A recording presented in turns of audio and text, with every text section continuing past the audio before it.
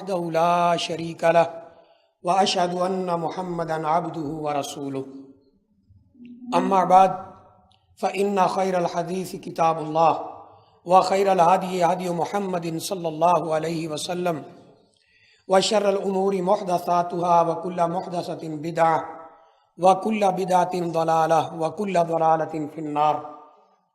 أعوذ بالله من الشيطان الرجيم. بسم الله الرحمن الرحيم. يا أيها الذين آمنوا اتقوا الله حق تقاته ولا تموتن إلا وأنتم مسلمون. يا أيها الذين آمنوا اتقوا الله وقولوا قولا سديدا يصلح لكم أعمالكم ويغفر لكم ذنوبكم ومن يطع الله ورسوله فقد فاز فوزا عظيما. انتہائی قابل احترام دوستوں، بزرگوں، بھائیوں، الحمدللہ اللہ تعالیٰ کے فضل و کرم سے آپ اس اسٹیج سے عام طور پر ہمارے انتہائی محترم اور مکرم ساتھی فضیلت الشیخ سید توصیف الرحمان شاہ صاحب حافظہ اللہ کا درس سنتے ہیں. اللہ تعالیٰ سے دعا ہے کہ اللہ تعالیٰ ان کی یہ محنت بھی اور آپ بھائیوں کا یہاں بیٹھنا سننا اپنی بارگاہ کے اندر قبول فرمائے. آج انہوں نے مجھے اس کام کا مکلف بنایا ہے، خود وہ کسی اور پروگرام پہ جا چکے ہیں. میں اس مختصر وقت میں ایک انتہائی اہم موضوع کی طرف اشارہ کرنا چاہتا ہوں، لیکن جیسا کہ وقت کی قلت رہتی ہے کسی بڑے موضوع کو بیان کرنے کے لیے، تو میں چند جو اہم چیزیں ہیں وہ بیان کروں گا. ہم میں سے ہر ایک انسان اس بات سے بخوبی آگاہ ہے کہ ہم نے اپنی زندگی کا جو مرحلہ یہاں اللہ تعالیٰ نے لکھ دیا ہے ہمارے لیے دنیا میں، وہ گزار کر اللہ تعالیٰ کی حضور حاضر ہو جانا ہے. اس نظام سے کسی کو کوئی خلاصی نہیں ہے. اللہ تعالیٰ نے قرآن مجید میں فرمایا ہے اسی حقیقت کو بیان کرتے ہوئے کہ کل نفس ذائقۃ الموت، ہر ایک انسان نے موت کا ذائقہ چکھنا ہے. پھر فرمایا انما توفون اجورکم، پھر تمہیں تمہارے اعمال کا بدلہ دیا جائے گا، جو کچھ تم دنیا میں کر کے گئے وہ دیا جائے گا. اور یہ کب دیا جائے گا؟ یوم القیامہ، قیامت کے دن. آگے کامیابی کیا ہے کہ فمن زحزح عن النار وادخل الجنہ فقد فاز، جو آگ سے بچا لیا گیا اور جنت میں چلا گیا، یہ اس کے لیے بہت بڑی کامیابی. اور اس دنیا کی زندگی کو اللہ تعالیٰ نے اسی آیت کے آخر میں بیان کرتے ہوئے فرمایا وَمَا الْحَيَاةُ الدُّنْيَا إِلَّا مَتَاعُ الْغُرُورِ، دنیا کی زندگی صرف دھوکے کا سامان. ہم سب نے جانا ہے. اب ہوتا کیا ہے کہ جب ہمارا کوئی بھی قریبی عزیز فوت ہوتا ہے، اس کے فوت ہو جانے کے بعد اسلام ہمیں کیا رہنمائی کرتا ہے اور ہمارے ہاں کیا کچھ ہوتا ہے، بس اس کا تھوڑا سا میں موازنہ کرنا چاہتا ہوں. دیکھیے، جب کوئی بھی انسان اس پر عام طور پر موت کا وقت آتا ہے تو ویسے تو صحت مند آدمی کو بھی موت آتی ہے، چھوٹے کو بھی آتی ہے، بڑے کو بھی آتی ہے، حادثاتی موتیں بھی ہوتی ہیں. لیکن عام طور پہ یہ ہوتا ہے کہ جی فلاں شخص بیمار ہو گیا ہے، اور بیمار ہوتا ہے یار اس کی حالت بہت خراب، شاید اس کی موت کا وقت آ چکا ہے. اب اسلام ہمیں کیا بتاتا ہے؟ آپ نے مشہور حدیث سن رکھی ہے کہ حق المسلم علی المسلم ستن، بعد میں ہے خمسن، ایک مسلمان کے دوسرے مسلمان پر 5 حق ہیں یا 6 حق ہیں. ان میں سے ایک آپ نے فرمایا وعادہ ان ماریضہ، اگر کوئی بھائی مسلمان بیمار ہو جائے اس کی عیادت کرنا ہے، بیمار پرسی کرنا ہے. اور یہ اتنا بڑا عمل ہے، مسند احمد کی روایت ہے کہ جب کوئی شخص اپنے گھر سے اپنے بھائی کی بیمار پرسی کے لیے نکلتا ہے، اس کے پاس بیٹھتا ہے، اس کی حوصلہ افزائی کرتا ہے، جب تک گھر واپس نہیں آ جاتا فرشتے دونوں کے لیے دعا کرتے رہتے. اور وہ دعا کیا ہوتی ہے؟ اللہم اغفر لہما ورحمہما، اے اللہ ان دونوں کے گناہوں کو بھی بخش دے اور ان پر رحم فرما۔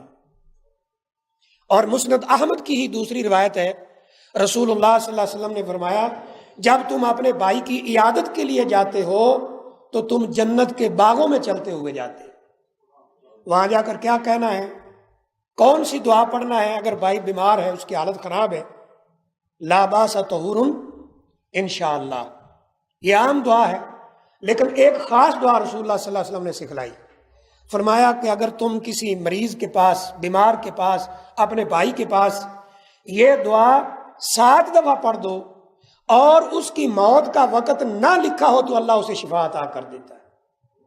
اور وہ دعا کون سی ہے؟ اسأل اللہ العظیم رب العرش العظیم ان یشفیک، کہ میں اللہ سے دعا کرتا ہوں جو بڑے عرش کا مالک ہے، خود بھی بہت بڑا ہے، کہ وہ تجھے شفا عطا فرمائے۔ 7 دفعہ فرمایا اگر آنے والے یہ دعا کرتے ہیں مریض کے پاس 7 دفعہ، اس کی موت کا وقت نہیں لکھا ہے تو اللہ اسے شفا عطا کر دیتے۔ اب ساتھ ساتھ موازنہ کرتے جائیں کہ ہم تیمارداری کرنے جاتے بھی ہیں یا نہیں جاتے، اس میں بھی ہمارے معیار بن چکے ہیں۔ اگر کوئی امیر آدمی بیمار ہو گیا تو سارا شہر عیادت کے لیے آئے گا، بیمار پرسی کے لیے آئے گا، اور کوئی ہم جیسا غریب آدمی بیمار ہو کوئی پوچھنے کے لیے ہی تیار نہیں۔ اللہ اکبر۔ پھر اگر چلے ہی گئے عیادت کے لیے، بیمار پرسی کے لیے، تو کیا یہ سنت طریقے کے مطابق ہم اس کو دعا دیتے ہیں یا اپنا ہی طریقہ بنایا ہوا ہے؟ تو عام طور پر اگر کوئی آ بھی جائے، او بھائی کیا ہو گیا، بیمار ہو گئے ہو، یہ دوائی کھائی ہے، وہ کھائی ہے، فلاں پیر صاحب سے دم کروایا ہے، فلاں جگہ پہ جا کے نظر و نیاز دی ہے، اللہ اکبر، یہ پہلا مرحلہ ہے۔ پھر اس کے بعد اگر ہمیں پتہ چلتا ہے کہ فلاں بھائی فوت ہو گیا ہے، ہر ایک کی موت آنا ہے، یہ ٹل نہیں سکتی، فوت ہو جائے تو اب کیا کرنا ہے؟ شریعت کیا سکھاتی ہے؟ شریعت کا یہ حکم ہے کہ جب کوئی بھائی بیمار فوت ہو جائے، بیماری کے بعد تندرست نہیں ہوا یا ویسے فوت ہو جائے، وہ مرد ہو یا عورت ہو، سب سے پہلا کام یہ کرو کہ اس کو غسل دینے میں جلدی کرو، اس کو کفن دینے میں جلدی کرو، اس کا جنازہ پڑھنے میں جلدی کرو، اور اس کو قبرستان میں لے جا کر دفن کرنے میں جلدی کر دو۔ کیوں؟ رسول اللہ صلی اللہ علیہ وسلم کی مشہور حدیث ہے، آپ نے فرمایا کہ اگر یہ شخص نیک ہے اور اس کے جنازے میں تاخیر کی جا رہی ہے تو یہ بول کر کہہ رہا ہوتا ہے جو ہم سن نہیں رہے ہوتے، یہ کہتا ہے کہ مجھے جلدی لے چلو، مجھے میری منزل سے تم نے کیوں دور رکھا ہوا ہے۔ اور اگر برا ہے تو نبی صلی اللہ علیہ وسلم فرمایا اپنے کندھوں سے اس کا بوجھ اتار دو، اس کو اس کی منزل میں پہنچا دو قبر میں۔ اب یہاں بھی دیکھ لیں،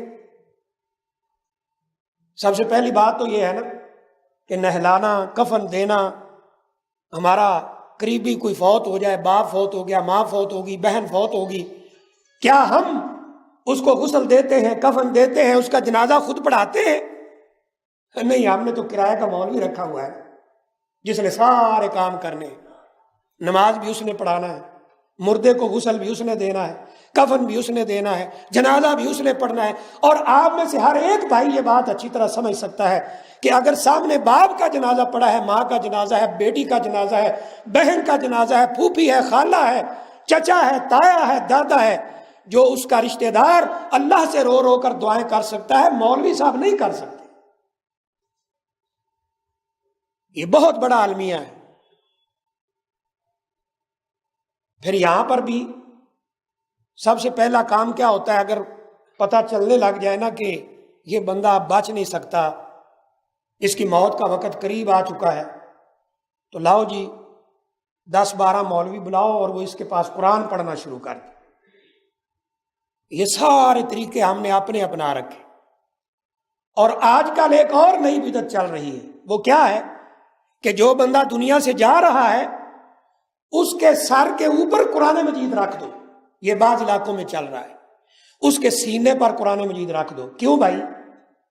کہتے ہیں جی یہ قرآن کے ساتھ ساتھ دنیا سے اس کی روح نکلے گی تو اس کے لیے جنت پکی ہو جائے گی۔ کس حدیث میں لکھا ہے بھائی؟ قرآن مجید کی کون سی آیت کریمہ ہے جس میں یہ لکھا ہے؟ ایسی کوئی بات رسول اللہ صلی اللہ علیہ وسلم سے ثابت نہیں، صحابہ اکرام سے ثابت نہیں، ائمہ دین سے ثابت نہیں، محدثین اور فقہاء سے ثابت نہیں ہے جو ہم نے دین بنا رکھا ہے۔ پھر اگلی بات کیا ہوتی ہے کہ فوت ہونے کے بعد سب سے پہلا کام جو ہمارے ہاں ہوتا ہے، خبر آ گئی جی فوت ہو گیا، واہ ویلا شروع کر دیا گیا۔ نبی کریم صلی اللہ علیہ وسلم نے تو صبر کا حکم دیا ہے۔ ایک عورت کا کوئی عزیز فوت ہو چکا تھا، یہ اس کی قبر پر بیٹھ کر رو رہی ہے۔ رسول اللہ صلی اللہ علیہ وسلم اپنے ساتھیوں کے ساتھ گزرتے ہیں، اس کو کہا بی بی کیا ہوا، تو کیوں رو رہی ہے؟ اب ظاہر سی بات ہے قبرستان پہ بیٹھی تھی، قبر پہ بیٹھی تھی، تو نبی کریم صلی اللہ علیہ وسلم نے فرمایا بی بی صبر کرو۔ اس نے بغیر سوچے سمجھے کہا یہ نہیں دیکھا مجھے کہنے والا کون ہے؟ کہنے لگی آپ کا فوت ہوا ہوتا تو آپ کو پتا چلتا، میرا فوت ہوا ہے۔ نبی کریم صلی اللہ علیہ وسلم خاموشی کے ساتھ آگے چلے گئے۔ اب بعد میں صحابہ کرام نے اس کو بتایا کہ تجھے پتا ہے تو نے کس کے ساتھ ایسے بات کی ہے؟ اس نے کہا نہیں۔ کہا وہ اللہ کے رسول صلی اللہ علیہ وآلہ وسلم تھے جن کے ساتھ تو نے اس طرح بات کر دی۔ یہ عورت بھاگتی ہوئی پیچھے آئی، رسول اللہ صلی اللہ علیہ وسلم سے معافی مانگی۔ اللہ کے رسول صلی اللہ علیہ وسلم مجھے پتہ نہیں چلا کہ آپ تھے، اب میں صبر کروں گی۔ اللہ اکبر۔ نبی کریم صلی اللہ علیہ وسلم نے کیا فرمایا؟ الصبر عند صدمۃ الاولی، صبر تو وہ ہے جب خبر ملی تھی تو صبر کرنا تھا، بعد میں تو ہر کسی کو صبر آ جاتا ہے، کسی کو 1 دن کے بعد، کسی کو 2 دن کے بعد، کسی کو 3 دن کے بعد۔ وہ جو کہہ رہے ہوتے ہیں نا میں نے قبر میں ساتھ ہی لیٹنا ہے، 1 سال کے بعد بھول جاتے ہیں کہ ہمارا کوئی فوت بھی ہوا ہے۔ اس لیے نبی کریم صلی اللہ علیہ وسلم کی مشہور حدیث ہے، ابو داؤد اور سنن کی کتابوں میں موجود ہے، آپ نے فرمایا لیس منا من لطم الخدود وشق الجیوب ودعا بدعوی الجاہلیہ، اس کا میری امت کے ساتھ کوئی تعلق نہیں ہے جو مصیبت کے وقت اپنے گالوں پر تھپڑ مارتا ہے، یا جیسے ہمارے یہاں سر میں مٹی ڈال لی جاتی، فرمایا جو تھپڑ مارے اور اپنا گریبان پھاڑ لے اور زمانہ جاہلیت والے دعوے کرے، اس کا میری امت کے ساتھ کوئی تعلق نہیں، اس کا میرے ساتھ کوئی تعلق نہیں۔ قرآن مجید میں اللہ نے کیا فرمایا؟ ایک ایک چیز کی رہنمائی ہمیں اللہ کی کتاب اور محمد صلی اللہ علیہ وسلم کا فرمان دیتا ہے۔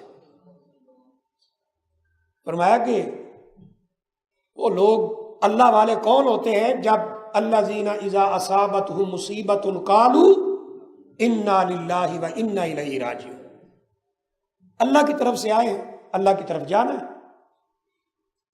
اور اللہ نے فرمایا صبر کرنے والوں کو خوشخبری دو، وبشر الصابرین۔ لیکن یہ واہ ویلا کرتے ہیں، روتے ہیں، کیا ہوتا ہے؟ اور یہ بات آپ کو مجھ سے زیادہ پتا ہوگی اور اس کا اندازہ ہوگا کہ ملنے جلنے والے، خاص طور پر رشتہ دار جنہوں نے ساری زندگی اس مرنے والے کو کبھی بلایا بھی نہیں ہوگا بلکہ اس کو دیکھنا نہیں چاہتے ہوں گے، جب وہ فوت ہو جاتا ہے تو وہ واہ ویلا کرتے ہوئے آتے ہیں جیسے ان سے بڑی محبت ہی کوئی نہیں ہے کسی۔ اس لیے یہ ہمارا دین نہیں ہے۔ خیر اگلی بات کیا ہوتی ہے؟ اگر بھائیوں کو سمجھایا جائے کہ بھائی اللہ تعالیٰ کا حکم تھا، قدر اللہ، بعد میں قدر اللہ وما شاء فعل، اللہ کی مرضی، اللہ کی تقدیر، اللہ نے جو چاہا کیا، تو وہ پتہ کیا کہتے ہیں؟ اللہ تعالیٰ کو نعوذ باللہ ثم نعوذ باللہ کہتے ہیں اللہ تعالیٰ کو ہمارا ہی گھر ملا تھا کہ میری ماں کو فوت کر دیا۔ اللہ اکبر، ہم نے بڑا صبر کیا ہے، آپ کو کیا پتا ہم نے کتنا صبر کیا ہے؟ تو نہیں میرے بھائی، وبشر الصابرین، صبر کرنے والوں کے لیے خوشخبریاں ہیں۔ الذین اذا اصابتہم مصیبۃ قالوا انا للہ و انا الیہ راجعون، اور یہی جا کر کہنا چاہیے تعزیت میں بھی۔ خیر اگلی بات، ایک اہم ترین پوائنٹ کہ جب میاں اور بیوی میں سے کوئی ایک فوت ہو جائے عام طور پر یہ فتویٰ موجود ہے جگہ جگہ پر، محلوں میں، مسجدوں میں، کہ جی میاں بیوی فوت ہو جائیں تو بس ان کا تعلق ختم ہو جاتا ہے، میاں بیوی کا چہرہ نہیں دیکھ سکتا، بیوی میاں کا چہرہ نہیں دیکھ سکتی۔ اللہ اکبر! سارا محلہ دیکھ سکتا ہے، خاوند نہیں دیکھ سکتا۔ یہ کس نے کہا؟ وہ جی فوت ہو گئے تو نکاح تو ختم ہو گیا۔ اگر فوت ہونے سے ایسے یک مشت، یعنی ایٹ اے ٹائم روح نکلتے ہی یہ ختم ہو جاتا ہے تعلق، تو پھر اللہ تعالیٰ نے قرآن مجید میں یہ کیوں فرمایا ہے والذین یتوفون منکم ویذرون ازواجا، تم میں سے جو لوگ فوت ہو جائیں اپنی بیویاں پیچھے چھوڑ جائیں، وہ بیویاں کیا کریں؟ یتربصن بانفسہن اربعۃ اشہر وعشرا، 4 مہینے 10 دن عدت گزارنا ہے۔ عام طلاق یافتہ عورت کی عدت کتنی ہے؟ ثلاثۃ قروء، والمطلقات یتربصن بانفسہن ثلاثۃ قروء، 3 مینسز، یہ راؤنڈ اباؤٹ 3 مہینے بنتے ہیں، لیکن جس کا خامد فوت ہو جائے 4 مہینے 10 دن عدت گزارنے کا اللہ نے حکم دیا ہے۔ اور بخاری شریف کی روایت ہے، اما عائشہ رضی اللہ تعالیٰ عنہ کے سر کو درد ہو رہی تھی، نبی کریم صلی اللہ علیہ وسلم کو عرض کیا میرے سر کو بڑی درد ہے، میرا سر درد سے پھٹ رہا ہے۔ نبی کریم صلی اللہ علیہ وسلم نے کیا فرمایا تھا؟ لو مت قبلی لغسلتکی وکفنتکی، اے عائشہ رضی اللہ تعالیٰ عنہ، اگر تو مجھ سے پہلے فوت ہو گئی تجھے غسل بھی میں خود دوں گا اور کفن بھی میں خود دوں گا۔ اور بعض صحابہ کرام کے بارے میں ملتا ہے، سیدنا ابو بکر صدیق رضی اللہ تعالیٰ عنہ کے بارے میں، سیدنا علی رضی اللہ تعالیٰ عنہ کے بارے میں، کہ انہوں نے اپنی بیویوں کو خود غسل دیا ہے۔ یہاں بس ختم، عورت فوت ہوگی، سارے رشتہ دار، محرم، غیر محرم اور جناب اور بھی لوگ آ کے دیکھ رہے ہیں، اور خامد کو اجازت نہیں ہے۔ اللہ اکبر! پھر وہ جی اس کی چارپائی کو بھی خامد کندھا نہیں دے سکتا۔ اتنا بڑا جرم ہے اپنی بیوی کی چارپائی کو کندھا دینا کہ خامد بھی نہیں دے سکتا۔ ایک دفعہ میں ایک جگہ پہ جنازہ پڑھا رہا تھا، تو عورت کوئی فوت ہوئی، تو ایک بندہ مجھ سے آ کر پوچھتا ہے جی میری بیوی ہے، میں چارپائی کو ہاتھ لگا سکتا ہوں؟ میں نے کہا نہیں، 5 میل دور بھاگ جاؤ۔ میں نے کہا اللہ کے بندے، تو نہیں ہاتھ لگائے گا تو اور کون لگائے گا؟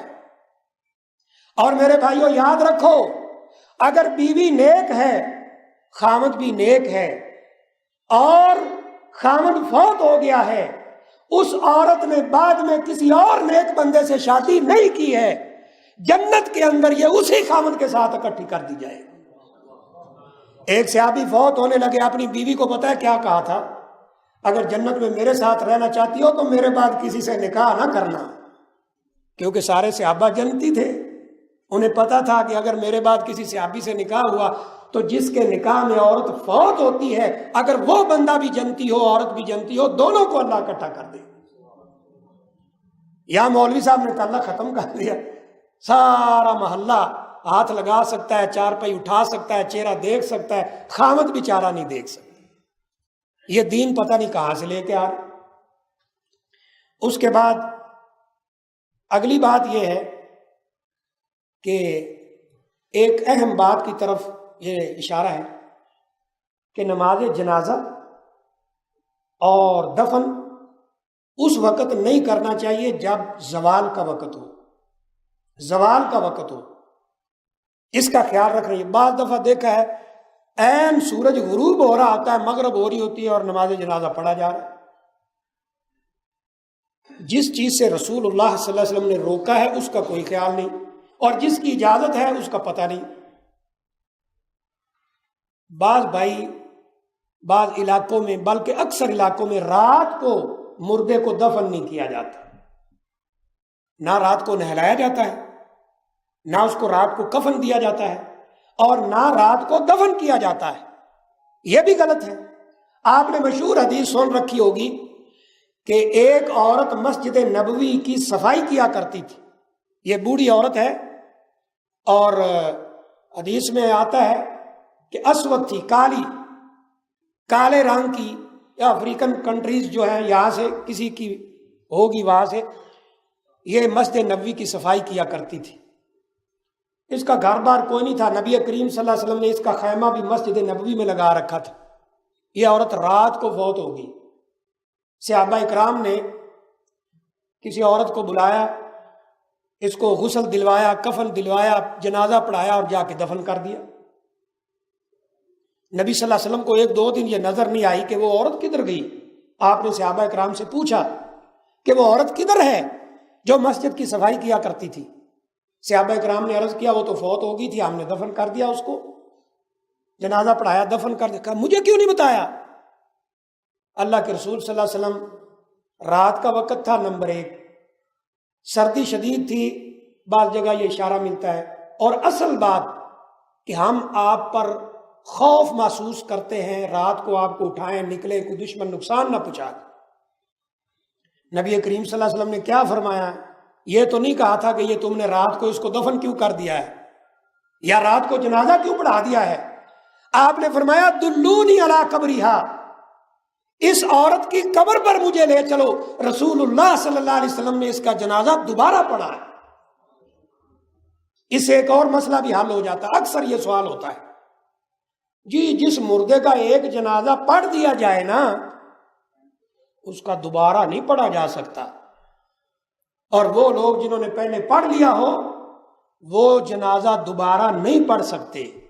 یہ دونوں باتیں غلط۔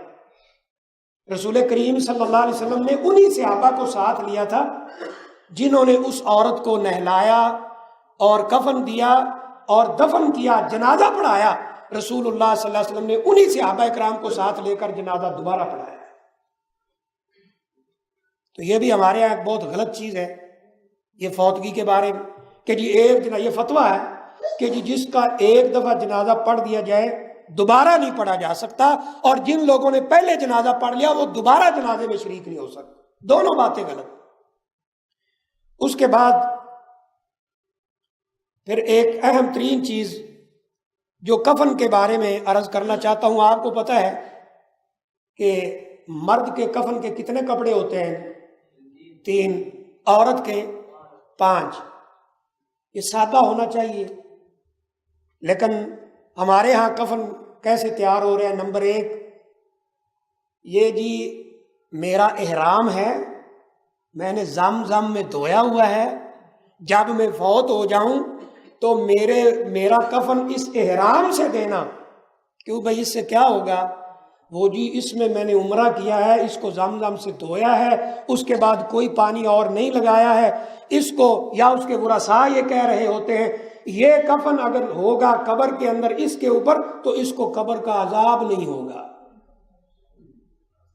یہ کہا لکھا ہے بھائی۔ ابو جہل نے بھی بڑے عمرے کیے تھے، وہ بہت بڑا سردار تھا مکہ کا، لیکن اسے کسی چیز نے فائدہ نہیں دیا۔ اللہ تعالیٰ نے قرآن مجید میں جگہ جگہ پر یہ بیان فرمایا ہے، آپ پڑھ سکتے ہیں، دیکھ سکتے ہیں، سمجھ سکتے ہیں کہ کامیابی کی 2 بنیادی شرطیں اللہ نے رکھی ہیں۔ ان الذین آمنوا وعملوا الصالحات، ایمان بھی لائے اور نیک عمل بھی کیے۔ جہاں بھی آپ کو ملے گا آپ پڑھ کے دیکھ سکتے ہیں۔ اس لیے علامہ اقبال رحمۃ اللہ علیہ نے بھی فرمایا عمل سے زندگی بنتی ہے جنت بھی جہنم بھی، یہ خاکی اپنی فطرت میں نہ نوری ہے نہ ناری۔ اور رسول اللہ صلی اللہ علیہ وسلم کی مشہور حدیث ہے، آپ نے فرمایا من ابتاع عملہ لم یسر نسبہ، جس کو اس کے عمل نے پیچھے کر دیا اس کو اس کا بڑا خاندان بھی آگے نہیں کر سکتا۔ اللہ تعالیٰ کے ہاں اگر بے عملی کی وجہ سے وہ اللہ سے دور کر دیا گیا تو وہ کسی بڑے سے بڑے خاندان کا فرد کیوں نہ ہو، اس کا خاندان بھی اسے آگے نہیں کر سکتا۔ نہ کوئی کفن کر سکتا ہے، نہ کوئی اور چیز کر سکتی ہے۔ کفن کی ایک اور شکل دیکھنے میں ملتی ہے، وہ جناب اوپر ایک چادر ڈالی جاتی ہے۔ یہ کیا ہے بھائی؟ اس پہ جی چاروں کل لکھے ہوئے ہیں۔ چاروں کل ہیں، چاروں کل کا تجھے پتہ بھی ہے کہ اس کل میں کیا لکھا ہوا ہے؟ چاروں کل میں تو نے زندگی بھر یہ عقیدہ اپنایا ہے، قل یا ایھا الکافرون لا اعبد ما تعبدون، جس کی تم عبادت کرتے ہو اس کی میں نہیں کر سکتا، اور جس کی میں کرتا ہوں اس کی تم کرنے کے لیے تیار نہیں۔ تو پھر فیصلہ یہ ہے لکم دینکم ولی دین، تمہارا دین تمہیں مبارک، ہمارا دین ہمیں مبارک، ہم انشاءاللہ قیامت والے دن کامیاب ہوں گے۔ اسی عقیدے کے خلاف زندگی گزاری ہے اس بندے نے۔ قل هو اللہ احد، کون کون سی بات بتائیں؟ جب رسول اللہ صلی اللہ علیہ وسلم نے اہل مکہ کو توحید کی دعوت دی، ایک اللہ کو مانو، ایک کی عبادت کرو، باتیں تو بڑی ہو سکتی ہیں، لیکن انہوں نے ایک بڑا مشکل سا سوال آ کر رسول اللہ صلی اللہ علیہ وسلم کی خدمت میں کیا۔ کہنے لگے آپ جس رب کی دعوت دیتے ہیں عرف لنا ربک، اس رب کا تعارف تو کرائیں، شکل کیسی ہے، رنگ کیسا ہے، کہاں رہتا ہے، کوئی تعارف تو کرائیں۔ انہیں پتا تھا کہ کسی انسان نے اللہ کو دیکھا نہیں، تو یہ تعارف کرائیں گے بھی تو کسی کی سمجھ میں کچھ نہیں آئے گا، اس لیے کہا کہ عرف لنا ربک، اپنے رب کا تعارف کرائیے۔ رسول اللہ صلی اللہ علیہ وسلم ابھی سوچ رہے تھے کہ میں ان کو کیا جواب دوں، تو اللہ نے اپنے تعارف کے لیے کون سی صورت اتاری ہے؟ فرمایا قل هو اللہ احد اللہ الصمد لم یلد ولم یولد ولم یکن لہ کفوا احد۔ یہ آپ سے میرا تعارف پوچھ رہے ہیں، ان سے کہیے کہ اللہ ایک ہے، قل هو اللہ احد اللہ الصمد، وہ بے نیاز ہے، ساری کائنات اس کی محتاج ہے، وہ کسی کا محتاج نہیں۔ لم یلد ولم یولد، نہ اس کا باپ ہے نہ بیٹا ہے، ولم یکن لہ کفوا احد، اور اس کا کوئی شریک اور برابر بھی نہیں ہے۔ بڑی معذرت کے ساتھ میں سب کی بات نہیں کر رہا، اوور ہال ہمارے ماحول کی بات کر رہا ہوں۔ اس نے ساری زندگی اللہ کے ساتھ شرک کیا ہے، کبھی کسی درخت کے آگے جھکا ہوا ہے، کبھی کسی قبر پہ جھکا ہوا ہے۔ آپ نے دیکھا نہیں، آپ قبرستان سے گزر رہے ہو، آپ کا دل کرے مسواک کر لو توڑنے کے لیے، اوہ یہاں اس درخت کو ہاتھ نہیں لگانا بھائی، کیا ہے بھائی، وہ بابا جی ٹانگ توڑ دے گی۔ عقیدہ تو یہ لے کے جا رہا ہے، اس کے کفن پر سورہ اخلاص لکھ دینے سے کیا اس کی بخشش ہو جائے گی؟ اس سورہ اخلاص کو اگر کوئی پڑھتا ہے، سمجھتا ہے کہ یہ کیا ہے، تو آپ نے سیدنا علی رضی اللہ تعالیٰ عنہ کو کہا، فرمایا تھا کہ تم میں سے ہر ایک ایعجز احدکم، تم میں سے ہر ایک کیا عاجز آ گیا ہے کہ رات کو سوتے ہوئے ان یقرأ 10 اجزاء من القرآن، قرآن مجید کے 10 پارے پڑھ کے سویا کرے۔ حضرت علی رضی اللہ تعالیٰ عنہ کہنے لگے من یستطع منا یا رسول اللہ، بعد میں اب یستطع منا یا رسول اللہ، ہم میں سے کوئی اتنی طاقت رکھتا ہے کہ سوتے ہوئے 10 پارے پڑھے؟ نبی کریم صلی اللہ علیہ وسلم نے فرمایا من قرأ سورۃ الاخلاص، جس نے سورۃ الاخلاص پڑھ لی کانما قرأ 10 اجزاء من القرآن، اس نے قرآن مجید کے 10 پاروں جیسا ثواب حاصل کر لیا۔ کیوں؟ کبھی سوچا ہے؟ قرآن مجید کی ساری آیات کو آپ اکٹھا کریں، ان کو پڑھیں، ان کے عنوان قائم کریں کہ اس آیت کریمہ میں کیا بیان ہوا ہے، اس میں کیا بیان ہوا ہے، اس میں کیا بیان ہوا ہے۔ 3 عنوان بنے گے، نمبر 1 عقیدے کے اوپر، نمبر 2 پچھلی قوموں کے واقعات کے اوپر، اور نمبر 3 امر اور نہیں، یہ اللہ نے حکم کیا یہ کرو یہ نہ کرو۔ ان تینوں میں آیات کو تقسیم کر دیں، تینوں موضوعات کے 10-10 پارے بنتے۔ اس لیے فرمایا کیونکہ اللہ کی توحید پر، عقیدے پر مبنی یہ صورت ہے، فرمایا جو اس کو پڑھے گا اللہ تعالیٰ 10 پاروں کا ثواب عطا کر دے۔ وہ تو پڑھی نہیں کبھی، عقیدہ اپنایا نہیں، آپ جناب اوپر لکھ دی۔ یہ تو بالکل وہی بات ہے نا کہ بچی رخصت ہو رہی ہے جناب، گھر سے شادی ہو رہی ہے، اس کے سر پہ کیا رکھا ہوا ہے جی؟ قرآن کا سایہ کر رہے ہیں جی، سائے میں رخصت ہو رہی ہے۔ حیرانگی کی بات ہے کہ نہیں کہ اس عورت نے، اس وقت اس لڑکی نے، دلہن نے مکمل میک اپ کیا ہوا ہے، اور پہلے تو شرم ہوتی تھی عورتوں میں، دلہن گھونگھٹ نکال کے نکلتی تھی، لیکن اب تو جناب وہ ایک نیا فیشن آ گیا ہے، کوئی گھونگھٹ نہیں، کوئی پردہ نہیں، فل میک اپ کیا ہوا ہے، یہ گھر سے نکل رہی ہے۔ جو قرآن سر پہ رکھا ہوا ہے اسی قرآن کے اندر یہ بات لکھی ہوئی ہے کہ وَقَرْنَ فِي بُيُوتِكُنَّ وَلَا تَبَرَّجْنَ تَبَرُّجَ الْجَاهِلِيَّةِ الْأُولَىٰ۔ اے عورتوں اپنے گھروں میں بیٹھی رہو اور اپنے زیب و زینت کا، بناؤ سنگار کا اظہار کسی مرد کے لیے نہ کرو۔ یہ کر رہی ہے، سر پہ قرآن ہے، یا ایھا النبی قل لازواجک وبناتک ونساء المؤمنین یدنین علیہن من جلابیبہن۔ اسی قرآن کے اندر یہ آیت لکھی ہوئی ہے، آپ اپنی بیویوں کو اور بیٹیوں کو، تمام مسلمان عورتوں کو یہ حکم دیں کہ یہ اپنے جسم کے اوپر اپنی چادریں اوڑھ کر رکھیں۔ اس نے پورا میک اپ کیا ہوا ہے، اب تو کندھے بھی ننگے ہوتے ہیں، سینہ نظر آ رہا ہے، فل میک اپ کیا ہوا ہے، اوپر قرآن کا سایہ ہے۔ قرآن کو تم نے مانا ہوتا تو کبھی بے پردہ نہ نکلتی گھر سے۔ ایسے بخشش ہو جائے گی اور ایسے گھر بس جائیں گے۔ وہ جی قرآن کے سائے میں بھیج رہے ہیں تاکہ اس کا گھر بس جائے۔ تو نے قرآن کو مانا ہے؟ تو نے اپنی بیٹی کو قرآن سکھایا ہے؟ اپنے داماد کو سکھایا ہے قرآن؟ قرآنی تعلیمات بتائی ہیں؟ کچھ بھی پتہ نہیں۔ تو یہ شریعت کے ساتھ مذاق اللہ کو پسند نہیں ہے۔ اسی طرح ساری زندگی اللہ کی نافرمانی کرتا رہا، کفن پر یہ آیت الکرسی لکھ دینے سے اور چاروں کل لکھ دینے سے بخشش ہو جائے گی؟ یہ ظن ہے، گمان ہے جو انسان اپنے دماغ میں لے کر پھرتا ہے، حقیقت کچھ بھی نہیں۔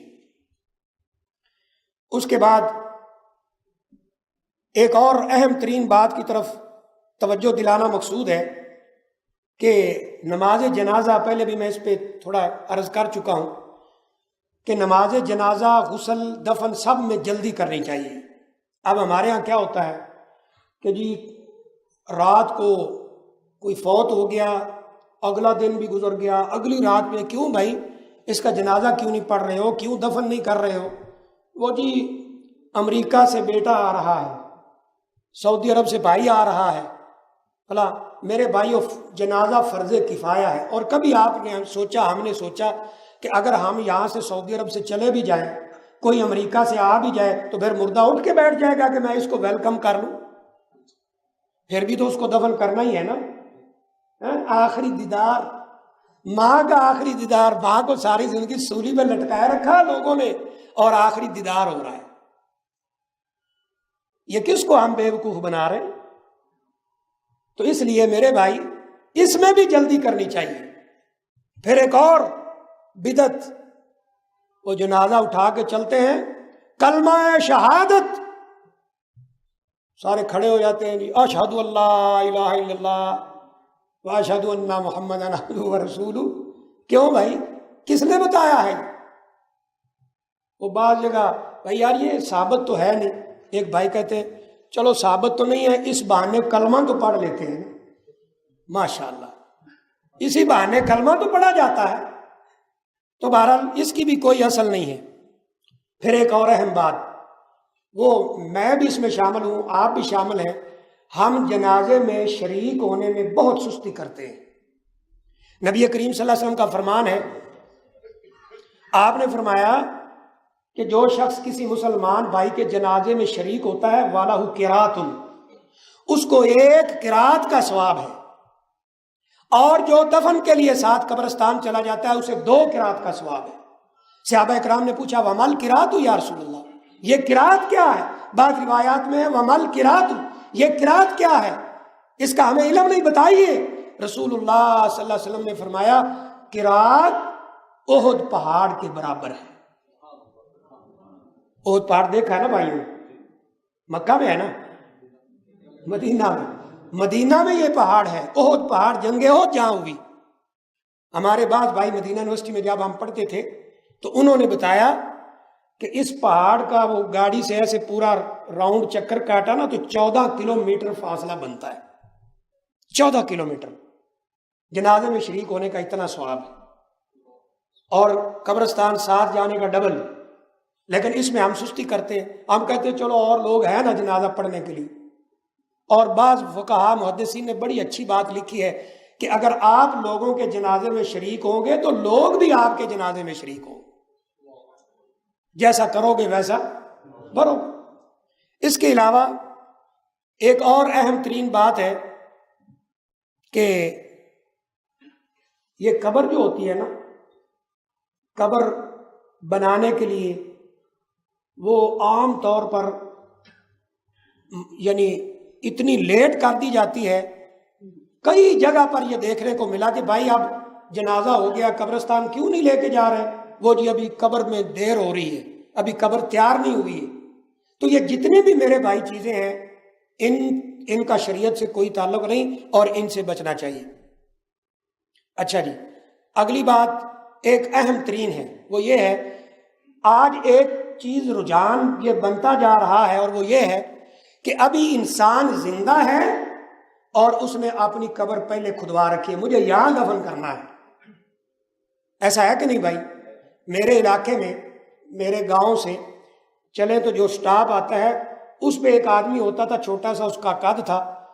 وہ ایک دفعہ میں نے دیکھا کہ وہ لوگ قبر بنا رہے ہیں روڈ کے سائڈ پہ، اور پھر مزار بن گیا۔ میں نے کہا یار کون فوت ہوا ہے یہاں پہ؟ کہا جی فوت کوئی نہیں ہوا، وہ جو چھوٹے قد کے نا تو ان کا نام رکھا ہوا تھا نکو شاہ۔ کہتے ہیں جی نکو شاہ نے کہا ہے کہ میری قبر یہاں بنانی ہے، یہاں مجھے دفن کرنا ہے۔ تو اب وہ فوت ہو گیا، وہاں دفن کر دیا گیا، اس کی قبر پہ بہت بڑی تصویر لگی ہوئی ہے، اور اب جناب وہاں پوجا ہو رہی، پوجا پاٹ ہو رہی۔ اب تصویریں بھی قبروں پہ لگنا شروع ہو گئی، اور زندگی میں ہی قبریں بننا شروع ہو گئی۔ ہم میں سے کسی کو کوئی پتہ نہیں کہ موت کہاں آنی ہے۔ جو قبر بنا رکھی ہے وہ نصیب بھی ہونا ہے کہ نہیں ہونا ہے، اس کا کسی کو پتہ نہیں۔ پھر میرے بھائی ایک اہم ترین بات میں تھوڑا تھوڑا اشارہ کرتا چلوں گا قبروں کے بارے میں۔ اس بات کو کوئی تسلیم کرے نہ کرے، ہماری ذمہ داری بتانا ہے، دلیل دینا ہے۔ آگے اس بھائی کی سننے والوں کی ذمہ داری ہے کہ وہ کہاں تک اسے قبول کرتے ہیں۔ ہاں ہم دلیل نہ دے سکیں تو ہم گناہ گار ہیں، اور اگر اس کے خلاف کوئی دلیل آئے تو وہ بھی ہم سننے کے لیے تیار ہیں۔ نمبر ایک، نبی کریم صلی اللہ علیہ وسلم نے قبر کو پکا بنانے سے منع کیا ہے۔ لا تجسس القبور، سنن اربع کی کتابوں میں یعنی سنن ابی داؤد، جامع ترمذی، ابن ماجہ اور سنن نسائی، مشکات، ان کتابوں میں یہ روایت دیکھی جا سکتی ہے، فرمایا قبروں کو پکا نہ بناؤ، نمبر ایک۔ نمبر دو، فرمایا قبروں کے اوپر کوئی عبارت نہ لکھو۔ نمبر تین، فرمایا قبروں کے اوپر چڑھ کر نہ بیٹھو۔ نمبر چار، فرمایا قبروں پر چراغاں روشنی نہ کرو۔ اور اب تو ایک قبر ہم نے ایسی بھی دیکھی ہے کہ اوپر پنکھا لگا ہوا ہے۔ بھائی یہ کیوں ہے؟ یہ کیوں؟ اچھا دیکھیں، میں عرض کیا کرتا ہوں کہ اگر انسان کو دین کا علم نہ بھی ہو تو یہ دماغ تو اللہ نے دیا ہے کہ نہیں دیا؟ یہ کیوں لگایا ہے بزرگ کی قبر پہ پنکھا؟ اگر وہ نیک ہے تو اسے پنکھے کی ضرورت نہیں ہے۔ نبی صلی اللہ علیہ وسلم نے کیا فرمایا ہے کہ اگر صحیح جواب دیتا ہے مرنے والا، لمبی حدیث ہے، صحیح جواب دینے والے کو آسمان سے آواز آتی ہے، صدق عبدی، میرے بندے نے سچ کہا ہے۔ اللہ ہمیں ان میں شامل فرمائے۔ اللہ تعالیٰ فرماتے ہیں اپنے فرشتوں کو، افرشوا لہ من فراش الجنہ، اس میرے بندے کے نیچے جنت کا بستر بچھا دو۔ وَأَلْبِسُوا لَهُ مِن لِبَاسِ الْجَنَّةِ، میرے بندے کو جنت کا لباس پہنا دو۔ وَافْتَحُوا لَهُ بَابًا مِن أَبْوَابِ الْجَنَّةِ، اس بندے کی قبر کی طرف جنت کی کھڑکیوں میں سے ایک کھڑکی کھول دو۔ فرمایا اس کھڑکی سے ٹھنڈی ہوا بھی آتی ہے اور خوشبو بھی آتی ہے۔ تو اگر نیک ہے تو پنکھے کی ضرورت نہیں، اور اگر برا ہے تو دنیا کا یہ پنکھا جہنم کی گرمی ختم کر سکتا نہیں، قبر کا عذاب ختم کر سکتا۔ اب پنکھے بھی لگ رہے، قبروں کے اندر لائٹس لگائی جا رہی، اندر تابوت میں ڈال کے کنڈوں سے لٹکا کے ساتھ لائٹس لگی ہوئی۔ ایک جگہ بھائی بتا رہے تھے، واللہ عالم، بھائی ایسے نہیں ہے، ایسی بات سنی سنائی کرنے والے، کہ ایک جگہ پہ وہ حاضر تھے تو مردے کو دفن کیا جا رہا ہے، تو ساتھ جائے نماز بھی رکھا گیا، لوٹا بھی رکھا گیا۔ بھائی یہ کس لیے؟ کہ جس میں نماز پڑھے۔ لا حول ولا قوت الا، ساری زندگی پڑھی نہیں، قبر میں جا کے پڑھے گا. اور جس نے ساری زندگی نماز پڑھی ہے اس کو قبر میں جا کے پڑھنے کی ضرورت نہیں رہے گی. عمل دنیا میں ہے اور اس کا انجام، اس کا پھل وہ آخرت میں. اس کے علاوہ نبی کریم صلی اللہ علیہ وسلم نے ایک اہم چیز سے منع کیا ہے کہ قبروں کے اوپر عمارت نہ بناؤ، قبروں کے اوپر عمارت نہ بناؤ. میں ابھی آج جو انڈیا کے شاید ہمارے دوست ہیں، میں ذاتی طور پہ تعارف نہیں ہے، شیخ مظفر مدینہ منورہ میں ہوتے، ان کا ایک میں کلپ سن رہا تھا. وہ کوئی عربی سعودی عالم تقریر کر رہے ہیں، نبی صلی اللہ علیہ وسلم کی قبر کے بارے میں بتا رہے ہیں اور وہ ترجمہ کر رہے ہیں. اس میں ایک بات جو بڑی مشہور ہے طلباء اور علماء کے درمیان کہ اما عائشہ رضی اللہ تعالیٰ عنہا نے فرمایا کہ اگر یہ ڈر نہ ہوتا کہ رسول اللہ صلی اللہ علیہ وسلم کی قبر پہ لوگ سجدے کرنا شروع کر دیں گے تو آپ کی قبر حجرہ میں نہ ہوتی، قبرستان کے اندر ہوتی. اور آپ نے فوت ہوتے ہوئے کہا لعن اللہ الیہود والنصارى، اللہ لعنت کرے یہودیوں اور عیسائیوں پر، اتخذوا قبور انبیاء مساجدہ، انہوں نے اپنے نبیوں کی قبروں کو سجدہ گاہ بنا لیا. آپ جناب اوپر مزار بنے ہوئے. اب تو بڑی ترقی ہو رہی ہے نا. میں جس علاقے میں رہتا ہوں وہاں سے لاہور آئے تو رستے میں 3 مزار مختلف دیکھنے میں ملتے ہیں جن کے مردے کو دفن کرنے کے لیے 25 کے 30 سیڑھیاں چڑھ کر آپ کو قبر کے پاس جانا پڑتا ہے. یہ کیا ہے؟ کہا جی یہ دیکھے فلسفے دیکھے شیطانی کہ جی اتنا اونچا کیوں دفن کیا ہے، نیچے مٹی ڈال کے اتنا اونچا کیوں لے گئے؟ کہا جی وہ بزرگ تھے نا، کوئی عام آدمی تو نہیں تھے. لا حول ولا قوت الا باللہ. نبی کریم صلی اللہ علیہ وسلم نے میرے بھائیوں پکی قبر سے، حتیٰ کہ آپ نے فرمایا ہے کہ قبر کے اوپر آگ سے پکی ہوئی کوئی چیز استعمال نہ کرو الا یہ کہ مجبوری بن جائے. اور ایک اور اہم چیز، نبی کریم صلی اللہ علیہ وسلم نے قبر کو ایک بالشت اونچا کرنے سے منع کیا ہے. ہاں اگر زمین ایسی ہے کہ جو نرم ہو، پانی پڑ جانے کا خطرہ ہو، تو اس مجبوری کے تحت تو ہم کچھ اونچی کر سکتے ہیں. اور شریعت کا مشہور قاعدہ ہے الضرورات تبیح المحظورات، کہ جہاں ضرورت بن جائے وہاں شریعت کے قاعدے اصول نرم ہو جاتے ہیں. اگر ایسی مجبوری نہ ہو تو قبر کو اونچا نہیں کرنا چاہیے، کچی قبر. اور ایک اہم بات آپ کو بتاتا ہوں، شاید کئی بھائی پہلی دفعہ سنیں گے اور یہ کچھ سنی سنائی بات نہیں ہے. میں نے مدینہ یونیورسٹی میں شیخ عمر فلاطہ ہمارے استاد تھے، ان کے والد صاحب تھے شیخ محمد فلاطہ. یہ ہمیں ایک مضمون ہوتا ہے منہج البحث، یہ پڑھایا کرتے تھے. انہوں نے ایک بات سنائی، ایمان تازہ ہو گیا. کہنے لگے کہ ایک دفعہ رسول اللہ صلی اللہ علیہ وسلم کی قبر شریف پر ایسے محسوس ہوا کہ کوئی چھوٹی اینٹ پرانی اندر، کیونکہ پرانی بلڈنگ ہے تو وہ اندر گر گئی ہے.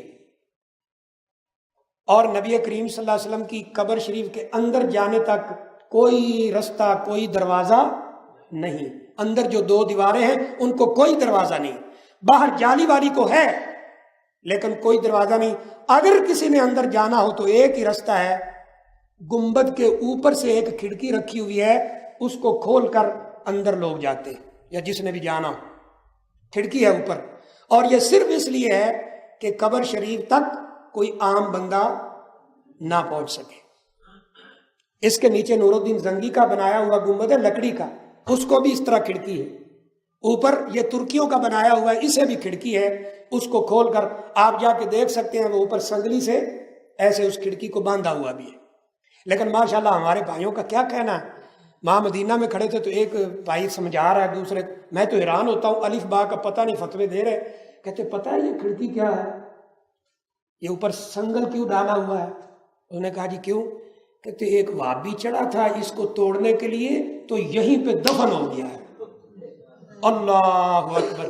اس بیچارے کو یہ پتہ نہیں کہ تو کتنی بڑی گستاخی کر رہا ہے رسول اللہ صلی اللہ علیہ وسلم. ان کی قبر کے اوپر کسی کو تو دفن کر رہا ہے. تو یہ رستہ ہے. شیخ کہتے ہیں کہ میرے والد صاحب اندر گئے، بہت نیک آدمی تھے، مدینہ یونیورسٹی میں بھی اور مسجد نبوی میں بھی پڑھاتے تھے. وہ اندر گئے، دیکھا اندر کیمرے لگے ہوئے ہیں، اندر دیکھا کہ کوئی چیز چھوٹی موٹی گری ہے یا نہیں گری تھی واللہ عالم، اب وہ تو مجھے یاد نہیں رہ گیا کیا بتایا تھا، لیکن جو بات انہوں نے بتائی، کہتے جب والد صاحب باہر آئے تو ہم نے سوال کیا کہ ابو جی، ابا جان، اور عربی میں کہتے ہیں یا ابتی کیف قبر رسول اللہ صلی اللہ علیہ وسلم، نبی صلی اللہ علیہ وسلم کی قبر کیسی ہے؟ تو انہوں نے کہا نبی کریم صلی اللہ علیہ وسلم کی قبر کچی ہے، اوپر چھوٹے چھوٹے پتھر لگے ہوئے، تو قبر کچی ہونی چاہیے، کوئی بلڈنگ اوپر نہیں ہونی چاہیے۔ اور یہ جو پکی قبریں اتنی اتنی ہم نے بنا دی اور جگہ تنگ ہوگی، کوئی لاہور کے بھائی بیٹھے ہوں تو انہیں پتا ہوگا، اب میانی خان قبرستان میں قبر لینے کے لیے 60,000 روپے کی قبر ملتی ہے۔ اگر یہ کچی قبریں ہوتی تو یہ کنڈیشن نہ ہوتی۔ پھر اگلی بات جو اہم ترین ہے وہ یہ ہے کہ جب مردے کو دفن کر دیا جاتا ہے، میں چند ضروری چیزیں بتانا چاہتا ہوں، تو ایک یعنی اہم ترین کام جو ہمیں کرنا چاہیے اور ہم اس میں سستی کا مظاہرہ کرتے ہیں وہ یہ ہے کہ نبی کریم صلی اللہ علیہ وسلم نے فرمایا جب قبر تیار ہوگی، آپ ایک صحابی کو دفن کر رہے تھے، قبر تیار ہوگی تو آپ نے فرمایا کہ اپنے بھائی کے لیے دعا کرو ثابت قدمی کی، اب اس سے سوال ہو رہے ہیں، اور وہ کیا کہنا چاہیے؟ اللہم ثبتہ بالقول الثابت فی الحیات الدنیا والآخرہ، اے اللہ ہمارے اس بھائی کو ثابت قدم رکھ، دنیا میں بھی آخرت میں۔ اب یہاں ایک اور کام کیا چل پڑا ہے، وہ یہ ہے کہ جی جب مردہ دفن ہو گیا، مولوی صاحب آگے، جی مولوی صاحب کیا کرنے لگے ہیں؟ اذان دینے لگے، اللہ اکبر، بھائی یہ کیا کر رہے ہو؟ وہ جی اذان دے رہے ہیں، کیوں؟ تاکہ مردے کو پتہ چل جائے اذان ہو گئی ہے اور وہ نماز پڑھنا شروع کر دے۔ اور ہمارے یہاں ایک شیخ الاسلام صاحب ہے، خود ساختہ قسم کے ہی، وہ کیا کہتے ہیں، وہ قبر پہ کھڑے ہیں، مردے کا نام لے کر کہہ رہے ہیں میرے بیٹے اب اس طرح کہو، اب کہو ربی اللہ، اب کہو نبی محمد صلی اللہ علیہ وسلم۔ لوگوں نے پوچھا یہ آپ کی بات سن رہے ہیں؟ کہا ہاں میں سن رہا ہوں، اس سے سوال ہو رہا ہے، میں جو بتا رہا ہوں یہ جواب دے رہا ہے۔ ماشاء اللہ، یعنی یہ دیکھیں لوگوں کو کس طرح گمراہ کیا گیا۔ تو بہرحال میرے بھائی، اس کے بعد ایک اور اہم بات، اب جناب قبروں کے اوپر پھولوں کی چادریں، کپڑوں کی چادریں، اور اگر کوئی بابا جی ہیں تو ان کے عرس کا ٹائم آتا ہے تو ہر گلی سے ہر محلے سے وہ چادریں لے کے نکل رہے ہیں، لوگ اس میں پیسے ڈال رہے ہیں، چادر قبر پر اور پیسہ متولیوں کی جیب۔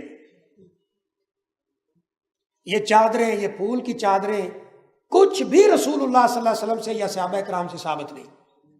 اس کے بعد ایک اہم بات کہ تعزیت کا مسئلہ رہتا ہے۔ اگر تو انسان جنازے میں شریک ہو گیا اور دفن میں شریک ہو گیا تو ظاہر سی بات ہے کہ ملنے والوں سے جو اس کے ورثاء ہیں تعزیت کی، لیکن ایک اہم مسئلہ یہ ہے کہ ہمارے ہاں کیا ہوتا ہے جب دفن کر کے واپس آ جاتے ہیں تو 3 دن کے لیے کپڑا ڈال کے بیٹھ جاتے ہیں اور 3 دن کھانا دیا جاتا ہے، اور جناب آنے والا جو تعزیت کا طریقہ اپناتا ہے وہ کیا ہے، اور جو رسول اللہ صلی اللہ علیہ وسلم اور صحابہ کرام سے ثابت ہے وہ کیا ہے، یہ غور سے سنیں۔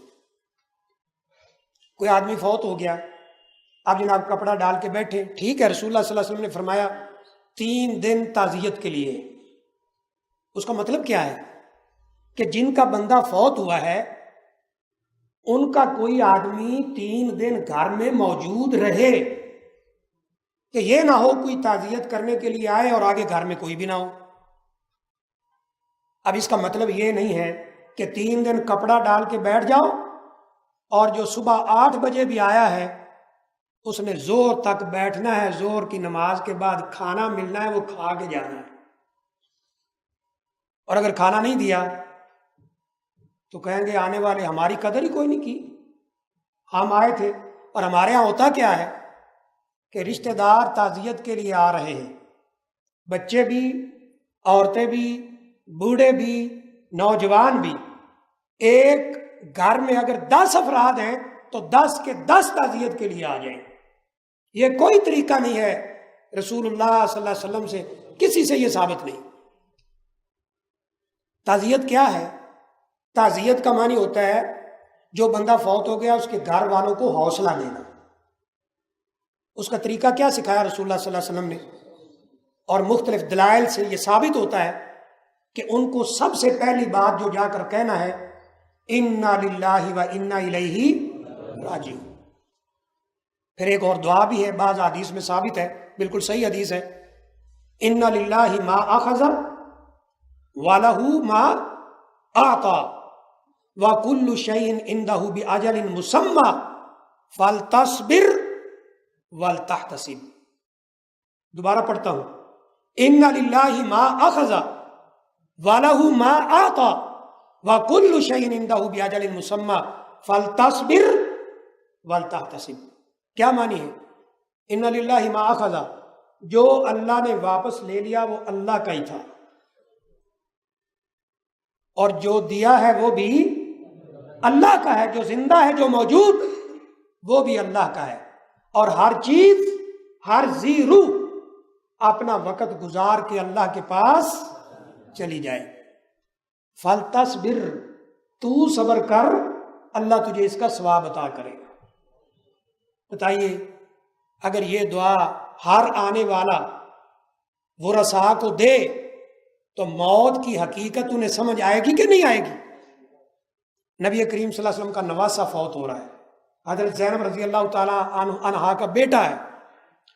آپ نے پیغام بھیجا کہ میرے والد صاحب یعنی رسول اللہ صلی اللہ علیہ وسلم کو میری طرف سے ریکویسٹ کرو کہ میرے گھر آئیں. نبی صلی اللہ علیہ وسلم مشغول ہیں، آپ نے پیغام بھیجا کہ میں مشغول ہوں، جو اللہ کا حکم ہے وہ پورا ہو کے رہنا ہے. بیٹی کے پاس والد کا پیغام جاتا ہے، رسول اللہ صلی اللہ علیہ وسلم کا پیغام جاتا ہے، تو انہوں نے کیا کہا؟ غالباً حضرت انس رضی اللہ تعالیٰ کو بھیجا کہ جاؤ رسول اللہ صلی اللہ علیہ وسلم کی خدمت میں یہ گزارش کرو کہ آپ کی بیٹی یہ کہہ رہی ہے کہ آپ کو اللہ کی قسم دیتی ہو میرے گھر میں آئے. نبی صلی اللہ علیہ وسلم آئے، نواسے کو ہاتھ میں اٹھایا ہوا ہے، اس کی جان نبی کریم صلی اللہ علیہ وسلم کے ہاتھوں میں نکل رہی ہے، تو کیا پڑھ رہے تھے؟ اِنَّ لِلَّهِ مَا أَخَذَ وَلَهُ مَا أَعْطَى وَكُلُّ شَيْءٍ عِنْدَهُ بِأَجَلٍ مُّسَمًّى فَلْتَصْبِرْ، اے بیٹی صبر کر، وَلْتَحْتَسِبْ، اللہ تعالیٰ اس کا تجھے بہتر بدلہ دے گا، ثواب دے گا. کیا ہم اسی طرح تزیت کرتے؟ پھر مرنے والے کے لیے دعائیں ہیں، اللہم اغفر لہ وارحمہ وعافہ واعف عنہ واکرم نزلہ ووسع مدخلہ، اللہم اغسلہ بالماء والثلج والبرد، اللہم نقہ من الذنوب والخطایا کما ینقی الثوب الابیض من الدنس. یہ جنازے میں بھی پڑھنی چاہیے. ہمارا جنازہ کیا ہوتا ہے؟ خوش قسمتی ہے اگر مولوی صاحب کو اور جو پیچھے کھڑے ہوتے ہیں نا ان کو ایک دعا آتی ہو، اللہم اغفر لحینا و میتنا. اس پوری دعا میں مرنے والے کے لیے صرف ایک لفظ ہے و میتنا، باقی سب دوسروں کے لیے، و صغیرنا و کبیرنا و شاہدنا و غائبنا و ذکرنا و انسانا. لیکن جو دعا رسول اللہ صلی اللہ علیہ وسلم نے سکھلائی، اللہم اغفر لہ وارحمہ، یہ والی جو میں نے پڑھی، اس کے علاوہ کئی دعائیں، اللہم عبدک وابن عبدک وابن امتک انت خلقتہ وانت رزقتہ وانت ہدیتہ الی الاسلام کان یشہد انک لا الہ الا انت وان محمدا عبدک ورسولک لجا الی رحمتک وانت غنی عن عذابک وانہ فی ذمتک وانت غنی عن عذابک. اللہ اکبر. یہ ہے اللہم ادخلہ فی جنت الفردوس، اللہم ابدلہ دارا خیرا من داری واہلا خیرا من اہلی. کون یہ دعائیں پڑھتا ہے؟ 55 سیکنڈ میں جنازہ مکمل ہوتا ہے، 50 سیکنڈ میں بھی. کیوں؟ مولوی صاحب جنازے کا طریقہ بتا رہے، پہلی تکبیر کے بعد خاموش رہنا ہے، کچھ نہیں پڑھنا ہے. اب امام بھی نہیں پڑھتا فاتحہ. نماز میں تو ہے نا کہ مقتدی نہ پڑھے امام پڑھے، لیکن نماز جنازہ میں امام بھی نہیں پڑھے. چلو، لیکن جو ہم جیسے فقیر لوگ ہیں نا ان کو کہتے ہیں مار گیا مردود، نہ فاتحہ نہ درود. تو آپ کے جنازے میں تو فاتحہ ہے نہیں، یہ قول تو آپ پہ فٹ ہوتا ہے. مولوی صاحب کہہ رہے ہیں نہیں کچھ نہیں پڑھنا، خاموش. پھر نبی صلی اللہ علیہ وسلم پہ درود، پھر جناب مرنے والے کے لیے دعا ایک ہی. پچھلوں کو ویسے نہیں آتی، مولوی صاحب کو ایک ہی آتی. اللہ اکبر. ایک صحابی کہتے ہیں میں نے نبی صلی اللہ علیہ وسلم کے پیچھے جنازہ پڑھا، اتنی دعائیں کی میرا دل کرتا تھا کاش یہ میرا جنازہ ہو. اب ہمارے ہاں تعزیت کا طریقہ کیا ہے؟ ایک بندہ آیا، دو آئے، چار، حتیٰ کہ 10-20 لوگ بھی اکٹھے آئے نا تو ہر ایک کہے گا اللہ کا حکم، ایسے کہتے ہیں پنجابی میں، ہمارے یہاں پنجابی اللہ کا حکم جی، اللہ کا حکم۔ وہ جس کا فوت ہوا وہ کہتا ہے قبول کیا۔ یہ کہاں سے طریقہ آیا ہے؟ قبول کیا۔ اچھا پھر وہ کہتا ہے چلو جی فاتحہ، اگر 10 لوگ اکٹھے آئے ہیں تو 10 دفعہ فاتحہ ہوگی۔ یہ ہاتھ اٹھائے پھر نیچے آ گئے، پھر اٹھائے پھر نیچے آ گئے۔ آپ بتاؤ یہ دعا ہے؟ بولے نا بھائی، دعا ہی سے کہتے ہیں۔ کسی محدث سے پوچھا گیا تھا کہ دعا کیا ہوتی ہے؟ انہوں نے کہا جب تیرے ہاتھ اللہ کی طرف اٹھے ہوں، تیری آنکھوں سے آنسو جاری ہوں، جو آنسو گر رہے ہوتے ہیں انہیں دعا کہتے ہیں۔ اب کیونکہ بار بار دعا کرائی جاتی ہے اور صبح سے بیٹھے ہیں لوگ کھانے کے چکر میں، تو کیا ہوتا ہے تھک جاتے ہیں بیٹھ بیٹھ کے، پھر جب دعا ہوتی ہے تو پتہ کیسے ہوتی ہے؟ ایک ہاتھ اٹھایا ہوا ہے، ایک میں اخبار پکڑا ہوا ہے، ایسے ہے کہ نہیں؟ یا ہمارا پنجاب کا ماحول ہے، ایک ہاتھ اوپر اٹھایا ہوا ہے، دوسرے میں حکے کی وہ نلی اپنے منہ میں ڈالی بڑ بڑ بڑ بڑ بڑ بڑ کر رہا ہے۔ یہ تعزیت ہے؟ یہ تعزیت ہو رہی ہے؟ اللہ کی قسم ہمارے گاؤں کے ساتھ ایک واقعہ، وہ یہ آٹے کی چکی ہوتی ہے نا آٹے والی، اس میں ایک بچہ نوجوان وہ اس میں آ گیا، اور وہ جو باقی گھر والے تھے ان کو پتہ ہی نہیں، اس کا کپڑا کہیں اندر آیا اور سارا اندر چلا گیا، جسم کے ٹکڑے ہو گئے۔ ہم گئے تو اس کے جسم کے ٹکڑے، میں نے دیواروں پہ خون اور چھت بھری ہوئی تھی، تو ہم وہاں گئے جہاں لوگ بیٹھے تھے تعزیت کے لیے۔ اس کے بھائی کو میں نے دیکھا، بس لوگ آئے، ہاتھ اٹھایا اور ایک ہاتھ میں اخبار پکڑا ہوا ہے، ایک سے دعا کر رہا ہے۔ میں نے کہا تیرا بھائی فوت ہوا ہے؟ کہا جی۔ میں نے کہا تجھے شرم نہیں آتی؟ یہ تو فلموں والا صفحہ لے کے بیٹھا ہوا ہے، تجھے کوئی افسوس نہیں بھائی کے جانے؟ یہ کیوں ہوتا ہے کہ ایک بندہ 4 گھنٹے سے بیٹھا ہے، وہ کیا کرے؟ تعزیت تو صرف اتنی تھی جس پہ زیادہ سے زیادہ 5 منٹ لگتے، اس کے بعد واپس چلے جانا تھا۔ 5 منٹ بیٹھ جاتے، 10 منٹ بیٹھ جاتے، واپس چلے جاتے۔ ہاں اگر کوئی رشتہ دار دور سے آیا ہے تو اس کے لیے حکم ہے کہ دوسرے رشتہ دار اسے اپنے گھر لے جائیں، وہاں کھانا کھلائیں۔ لیکن یہاں میت کے گھر سب جمع ہیں اور جناب کھانے کے لیے بیٹھے، اور لوگ تانگ بھی ہیں۔ آپ کو پتہ ہے نا، پہلے لوگ 3 دن بیٹھتے تھے، پھر کل کرتے تھے، پھر ساتہ کرتے تھے، پھر 10واں کرتے تھے، پھر 40واں کرتے تھے، پھر سال بعد برسی کرتے تھے۔ اب سارا سمٹ کر کل میں آ گیا کیونکہ مہنگائی ہو گئی۔ اب کہتے ہیں نہیں جی بس یہی ٹھیک، اس سے بھی تانگ ہے لوگ، کیونکہ جب دین سے ہٹیں گے تو تانگ ہوں گے۔ ایک جگہ میں جنازہ پڑھانے گیا تو بعد میں ایسے انہوں نے کہا کہ ذرا گفتگو بھی ان ساتھیوں کو سمجھا دیں، تو ایسے ہی میں نے بات کی تو وہ بعد میں مجھے بھائی کہتا ہے کہ جی آپ کی باتیں بالکل صحیح ہیں، 30,000 روپیہ کھانے پہ لگ گیا ہے۔ اور آپ جانتے ہیں اگر میرا کوئی بھائی فوت ہوا نا، کوئی رشتہ دار عورت ہو مرد ہو، ماں ہے کوئی ہے، وہ فوت ہو گیا تو میرے ماموں یا ان کے بیٹے کھانا دیں گے، چچا دیں گے، تایا جی دیں گے، خالو دیں گے۔ کیوں؟ کہ کل کو جب ان کا مرے گا تو میں نے دینا ہے، اگر نہیں دوں گا تو وہ ناراض ہو جائیں گے۔ میرے ایک دوست کی والدہ فوت ہوئی، سیاسی لیول پہ ذرا کافی ہے اس کا اثر و رسوخ، تو اس کے ملنے والے آئے، خود اس نے مجھے بتایا، کہتے ہیں کہ فلاں ایک آدمی آیا، اس نے 30,000 روپے ایسے ہاتھ پہ رکھ کے ہیں بڑے ادب سے، 30,000 کہ جی وہ جو فوت ہوئی ہماری بھی ماں ہی تھی، یہ رکھ لیں اور اس کا کھانا پکا دیں۔ اس نے کہا بھائی ہم یہ رسم نہیں کریں گے۔ آپ کیا کہہ رہے ہیں؟ رسم تکلف کر رہے ہیں؟ لے لیں، اور چاہیے اور چاہیے۔ کہتے ہیں جب اس نے زیادہ ضد کی نا تو میں نے پیسے پکڑ لیے۔ میں نے کہا دیکھو بھائی یہ ہے رسم، اور رسم کے میں خلاف ہوں، آپ کیونکہ بار بار کہہ رہے ہیں تو میں نے پیسے رکھ لیے ہیں، کل کو اللہ نہ کرے آپ کی والدہ یا والد فوت ہوا تو میں ایک چاول کے پیسے بھی نہیں دوں گا۔ ایسے پکڑے تھے نا، کہا اگر آپ نہیں دیں گے تو پھر میرے بھی واپس کر دو۔ یہ ہے رسمیں اور دین سے دوری۔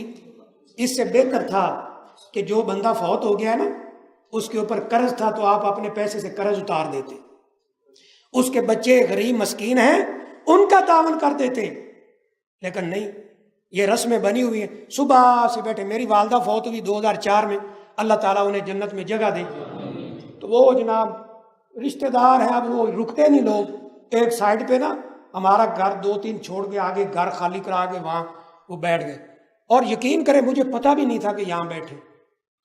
اچھا وہ آئے جناب میرے رشتہ دار تھے دور کے، ہم انہیں ماموں جی کہتے، یار کل بھی تم نہیں آئے، پرسوں بھی نہیں آئے، آج تو آخری دن ہے، آج تو آ جاؤ۔ میں نے کہا کہاں؟ کہتے وہ ادھر لوگ بیٹھے۔ میں نے کہا کس نے بٹھایا ہے؟ کہتے اس لیے تو تجھے بتایا نہیں۔ میں نے کہا میں آتا ہوں، لیکن میں یہ آپ کو سمجھاؤں گا کہ ایسے موقع پہ کیا کرنا چاہیے۔ میں نے تقریباً جو آپ باتیں کی سمجھائیں، یقین کریں میرے بھائیو کتنے لوگوں نے کہا کہ یہ باتیں بالکل صحیح ہیں، لیکن کیا کریں جی پھنسے ہوئے ہیں بڑے الٹے۔ تو اس لیے میرے بھائی یہ میں نے بڑا مختصر سا یہ فوتگی اور اس کے بارے میں جو ہمارے ہاں غلط چیزیں پائی جاتی ہیں ان کا تذکرہ کیا ہے۔ میں اللہ سے دعا کرتا ہوں اللہ مجھے بھی آپ کو بھی ان باتوں پر عمل کی توفیق عطا فرمائے۔